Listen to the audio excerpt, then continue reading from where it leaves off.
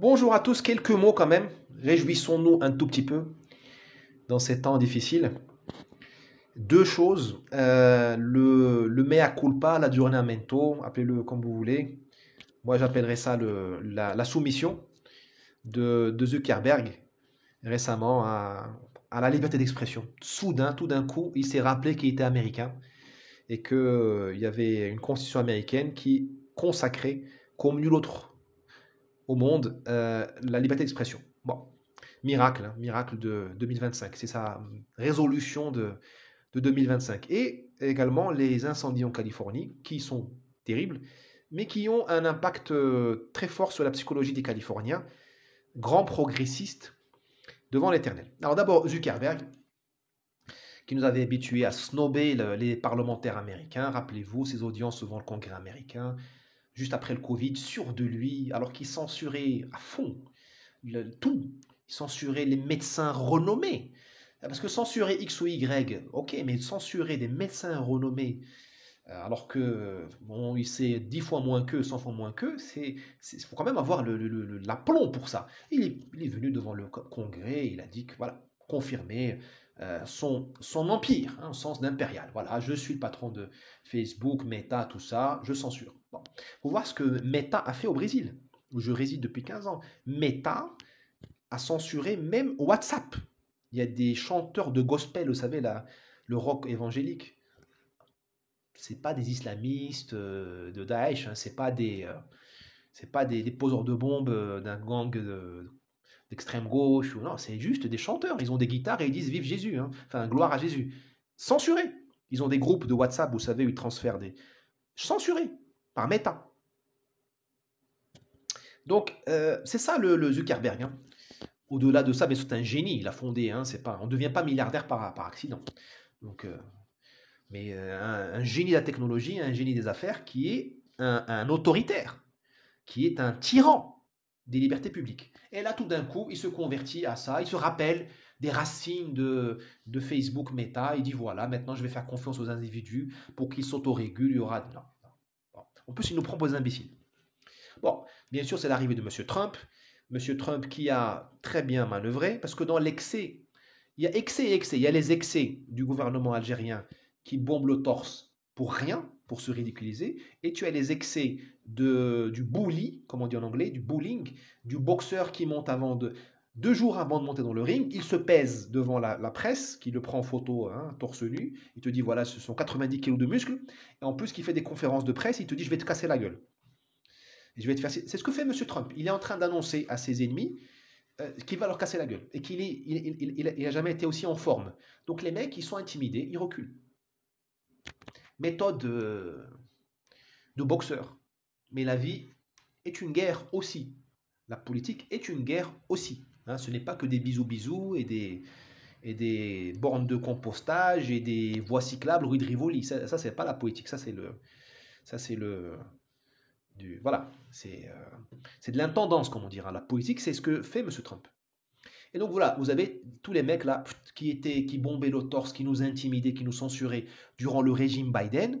Là, ils vendent le match et ils veulent nous faire croire que. Bon, c'est vieux comme le monde, hein, c'est vieux comme le monde. Quand le régime en place donne des signes de faiblesse, les opportunistes, les profiteurs sont les premiers à changer. Et ils rejoignent, ils se rallient au camp qui a le plus de chances de l'emporter. Donc les mecs là, ils rejoignent. Tu as Jeff Bezos de Amazon, tu as Meta, voilà. Et ces gens-là sont nés avant la honte, donc évidemment, ils vont pas, ils n'ont aucune gêne à venir devant vous et vous dire j'adore la liberté d'expression, j'adore la démocratie. Moi, je reste quoi, comme on dit. Mais c'est comme ça. Euh, Deuxième point, l'incendie dramatique en Californie. C'est dramatique, on ne va pas se réjouir de la mort de civils, de destruction, de cette image terrible, sécheresse terrible qui permet ça aussi. Hein. Problème hydrique, problème climatique, évident. Euh, mais vous avez maintenant des acteurs de Hollywood, des grands progressistes devant l'éternel, des ennemis jurés de l'extrême droite qui tombent sur les autorités californiennes, notamment la maire de Los Angeles, qui est démocrate, évidemment, on est en Californie, sur le gouverneur de Californie, qui est démocrate, évidemment, mais qui te les allume. Parce que, apparemment, ils ont été incompétents. Je ne vais pas statuer sur ce sujet-là, je ne le connais pas. Euh, Tant mieux. Il a fallu un incendie de proportion biblique pour réveiller les acteurs hollywoodiens qui nous servent de boussole morale. Enfin, pas à nous, mais un nombre de nos semblables. Bah, tant mieux, ok. Bah, il vaut mieux ça qu'un astéroïde qui éteint la vie sur Terre pendant 10 000 ans. Ok, d'accord. Vous voyez, et pour Trump, ça lui donne encore ça lui donne des arguments. Comme on dit en anglais, un momentum en plus, un impetus en plus pour dire que le progressisme, donc le wokisme tue. Donc, on dirait que même les éléments collaborent avec lui. Alors, pour terminer, attention à l'ubris. Je crois entendre, à ma modeste mesure, ce qu'il est en train de faire. Le bullying, là, il monte les muscles. Attention avec cette histoire d'envahir le Canada, le Danemark, le Panama. Attention. Attention parce que euh, nous ne sommes pas des barbares, nous ne sommes pas des voyous. Nous avons appuyé Trump, d'abord, nous l'appuyons de loin, conscients que nous ne sommes pas américains, mais nous appuyons des idées. Hein, c'est comme Trotsky qui a appuyé la révolution, je ne sais pas où, moi, en Espagne. Je pense qu'il a été tué. Non, il a été tué avant la révolution en Espagne, avant la guerre civile. Mais vous m'avez compris. Hein, nous appuyons les gens qui défendent nos causes ou des causes similaires aux nôtres. Nous n'avons pas de trouble d'identité. Hein. Il n'y a pas de problème. Nous ne sommes pas comme ces Français qui votent LFI, qui se croient plus palestiniens que les Palestiniens. Ils sont plus intéressés par la cause palestinienne que par ce qui se passe en bas de chez eux. Non, nous n'avons pas cette maladie-là. Pas celle-là, en tout cas. Donc, nous avons toujours défendu Trump, mais nous ne voulons pas qu'il... je dis nous, hein, je vous inclus dedans. Je ne voulons pas que l'on retrouve l'Amérique que nous n'aimons pas. L'Amérique impériale. C'est Make America Great Again. C'est pas Make America Bully Again. Hein, je sais pas, mon anglais est rouillé. Vous m'avez compris. De toute façon, je préfère 1000 fois un Trump qui met les cartes sur table, qu'un Biden ou qu'un Obama qui te fait un bisou sur la joue droite et te met le poignard dans le rein gauche. Rappelez-vous, notre ami Biden, merveilleux, progressiste, modéré, sa vice-présidente Kamala Harris, magnifique, puisque noir. Hein.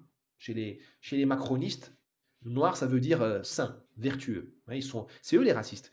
Magnifique, progressiste, californienne, métisse, mélangée, blablabla, femme, évidemment. Femme, ça veut dire piédestal. Les femmes méritent le piédestal, mais pas le même que Kamala Harris. J'aime trop les femmes pour les mettre au même niveau que Kamala Harris. Donc, rappelez-vous, Kamala Harris, Biden, que nous aimions tant. Qu'est-ce qu'ils nous ont fait? Ils nous ont donné un bisou. Et le soir même, ils ont obligé les Australiens à revenir sur leurs paroles, à annuler un contrat déjà signé, le contrat du siècle, celui des sous-marins. On a perdu des milliards de dollars, des milliers d'emplois. Tout ça pour leur vendre des sous-marins américains. Ben, je préfère, moi, un Trump qu'un Biden. Et je pense que vous aussi, vous partagez mon avis. N'hésitez pas à partager cette vidéo parce que je ne pense pas que l'algorithme pense comme nous. Ciao.